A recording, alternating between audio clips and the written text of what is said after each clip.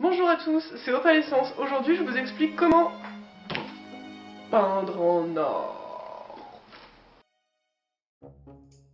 Alors certains d'entre vous vont dire oui, Camille a déjà fait un super tuto de la mort qui tue. Oui, mais moi je le fais en français, voilà. Donc pour la peinture, comme d'habitude, la liste du matériel.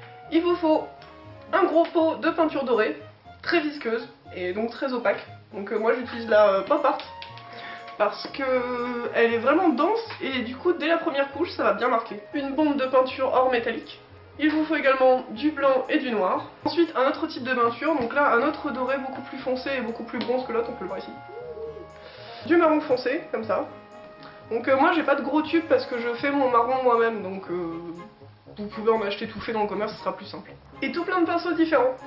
Armez-vous aussi d'un verre d'eau et du PQ. Et du PQ. Bon, c'est pas obligé que ce soit du PQ, hein, ça peut être n'importe quelle forme de mouchoir. Mais le PQ c'est bien. Et un sèche-cheveux qui écourtera monstrueusement vos temps d'attente entre chaque couche. Concernant ce sur quoi on va peindre aujourd'hui, il s'agit d'une commande. Comme ça vous permettra de voir comment j'évolue sur mes pièces. Donc voilà, je sais pas pourquoi ma caméra n'a pas enregistré, elle est dans le déni. Je pense que j'ai mal appuyé sur le bouton surtout. Ce que j'ai fait là, j'ai fait ma base en or avec le doré que je vous ai montré tout à l'heure au pinceau, et ensuite j'ai passé un petit coup de bombe pour pouvoir finir les petits motifs là, les petites dentelles, tout ça. Donc pourquoi j'ai fait la base en or avant? Parce que si jamais la peinture or n'accroche pas ou s'abîme, ça permettra d'avoir quand même du doré en dessous, ça évitera d'avoir une vieille marque noire ou de la couleur de la craie à mousse que vous avez pris. Une fois qu'on a notre base bien dorée, on va pouvoir commencer à travailler le volume. Donc là c'est un doré très classique, on voit beaucoup en convention, hein, c'est-à-dire on a passé un coup de bombe et on ne fait pas grand chose de plus. Justement, je vais vous montrer comment mettre en valeur le travail maintenant. Donc on va reprendre notre doré clair et on va venir faire toutes les parties intérieures ici. Donc voilà, je sais pas si ça se voit très bien à la caméra, mais j'ai peint la partie intérieure ici en doré clair et en laissant celle-ci brute. Donc ça va vraiment apporter de la profondeur.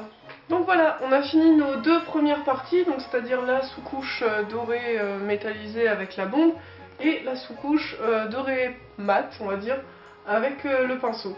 Donc là on a une bonne base pour travailler les reliefs et il n'y a plus qu'à. Donc maintenant qu'on a notre base, avec notre peinture dorée foncée, on va venir faire des petits effets d'ombre en fait, comme s'il y avait de l'ombre sur le bustier. Avec notre peinture dorée on a fait les contours, donc je sais pas trop si ça se voit. Donc j'ai fait toute cette partie là, j'ai fait un petit peu le contour du motif avec un doré un peu plus foncé, donc on va commencer à déjà avoir un petit aspect de profondeur en plus. Maintenant vous allez prendre votre marron et venir faire le tracé au-dessous ici. Donc voilà, avec votre pinceau, donc vous frottez sur la ligne et ensuite vous venez éponger un petit peu les surplus au bas. N'hésitez pas avec un petit peu d'eau de venir lisser entre chaque. Donc voilà, j'ai fait tous les contours en marron, donc c'est pas fini. Maintenant, vous allez vous armer de votre petit pinceau, et oui, toujours le même, et on va faire les mêmes contours en beaucoup plus fin et en noir. Donc pourquoi les faire en noir? C'est pour encore faire plus ressortir l'effet 3D, et ça va vraiment bien donner. Alors par contre, il faut être hyper minutieux avec le noir, faire vraiment des tout petits liserés, parce que si ça déborde, ça fera juste gros pâté noir. Voilà, bon courage. Bon voilà, alors ça y est, les détails en noir ont été faits, donc on peut les voir ici. Donc maintenant qu'on a vraiment un bel effet de profondeur, bien lisse et tout ça, il se peut que vous ayez fait des petites bavures, moi j'en ai faites, mais je les ai cachées. Et comment je les ai cachées? Eh ben j'ai remis un petit peu de doré clair dessus, tout simplement. Donc maintenant que vous avez fait ça, vous pouvez passer aux impacts de blanc. Donc vous prenez votre petit pinceau, votre peinture blanche, et vous venez faire quelques petits traits ici. Un peu par-ci de là, pas forcément obligé de faire tout le tour comme font d'autres cosplayers. Si vous voulez, vous faites. Moi je le fais que à certains endroits pour vraiment donner un sens à la lumière. Si vous essayez de faire un sens à la lumière, pensez à une chose toute bête, qui est de toujours faire la lumière dans le même sens. C'est-à-dire que si la lumière arrive par là, tous les impacts seront dans ce sens-là. Et inversement, qu'on vienne pas à faire ça. Ça fera bizarre. Un petit peu bizarre, c'est pas grave. Moi je vais dire que ça part de par là, parce que je suis droitière, et que c'est plus simple. Donc voilà, les impacts de blanc sont posés, donc moi j'ai choisi une lumière qui venait du haut, donc on peut voir les impacts ici. Donc voilà, maintenant que vous avez fait ça, vous avez terminé. Donc vous pouvez frotter à certains endroits un peu de blanc pour matifier certaines zones, si vous avez envie de donner un petit côté usé, ou je sais pas, ou si vous avez envie de matifier cette zone. Donc si vous voulez quelque chose de beaucoup plus sombre, il vous suffit d'accentuer la partie marron et la partie noire. Donc là pour mon modèle, c'était pas ce qui était voulu, donc je l'ai laissé tel quel. Concernant les peintures argentées, je sais pas si ça vaut le coup de vous faire un tuto dessus parce que c'est pas très difficile.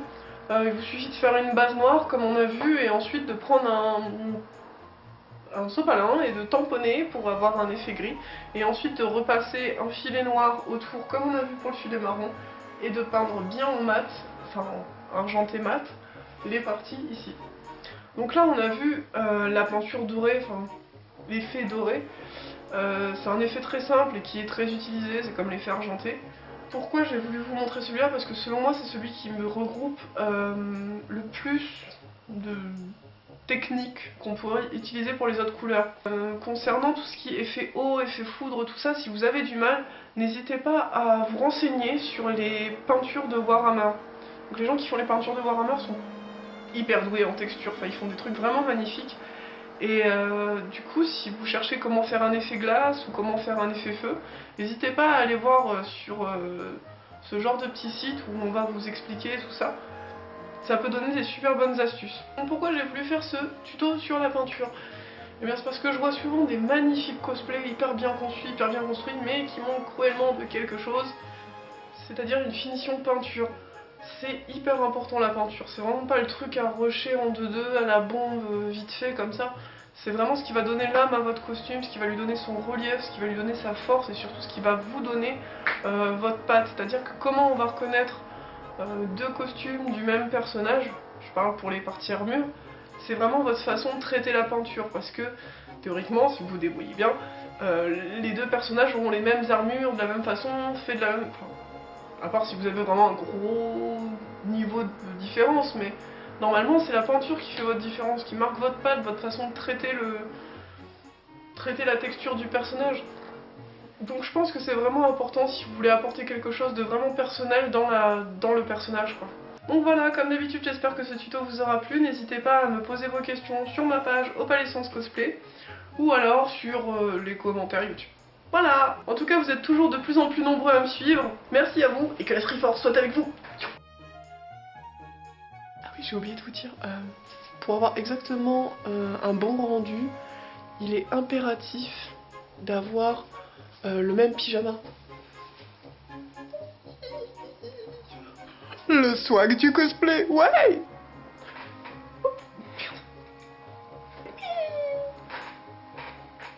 Ça fait un peu drogue. Drogue! Drogue! Drogue! Elle va bien recouvrir le tissu. Sérieuse là. Un petit exemple de ce avec quoi j'essaye de faire les tutos.